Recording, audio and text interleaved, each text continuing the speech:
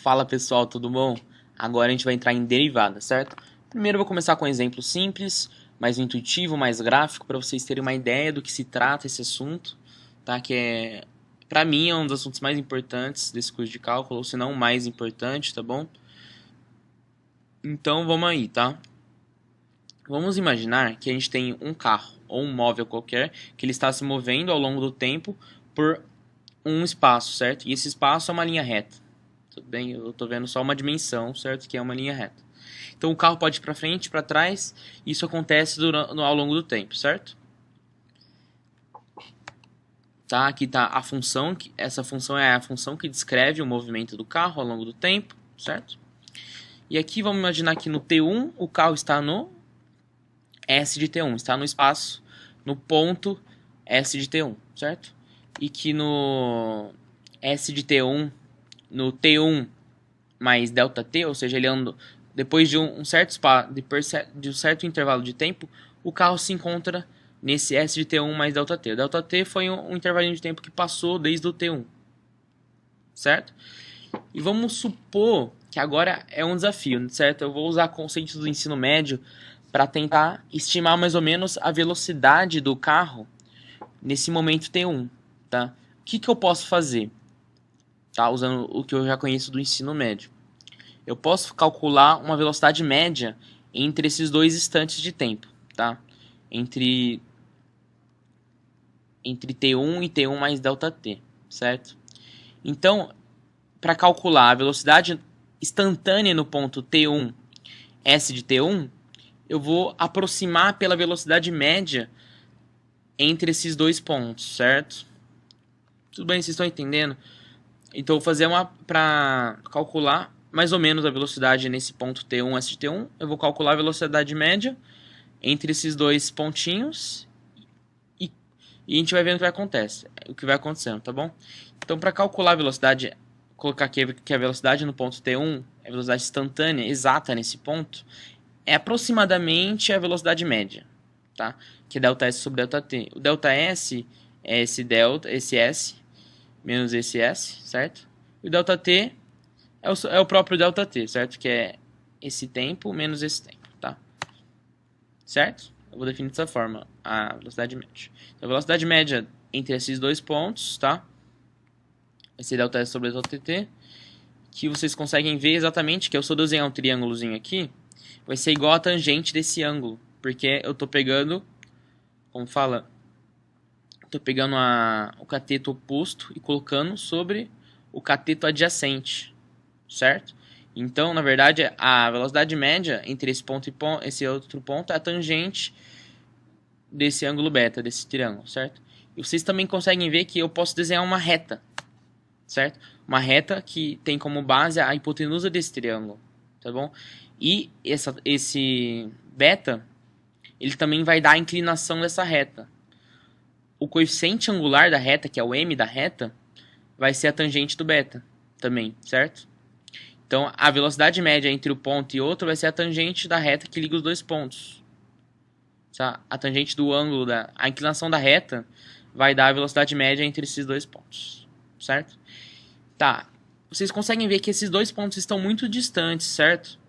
Então, essa aproximação que eu estou fazendo é uma aproximação muito ruim, tá? E para conseguir uma aproximação melhor, o que eu vou fazer? Eu vou indo diminuindo, eu vou diminuir esse ΔT, que aí eu vou conseguir aproximar cada vez melhor a velocidade instantânea nesse ponto T1, certo? É o que eu vou fazer agora.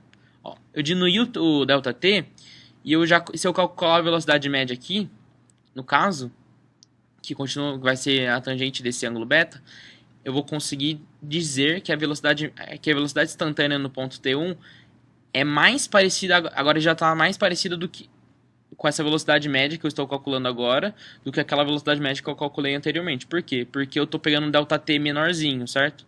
Eu estou pegando algo bem próximo daquele momento T1, certo? Eu estou pegando momentos mais próximos daquele momento T1 e eu consigo aproximar melhor dessa forma, certo? Então, no limite, quando eu for pegando ΔTs menores, menores, menores, menores, eu estou tendendo esse ΔT para zero, certo? Então, esse T1 mais ΔT está caminhando para o T1, certo? E esse S de T1 mais ΔT está caminhando para S de T1.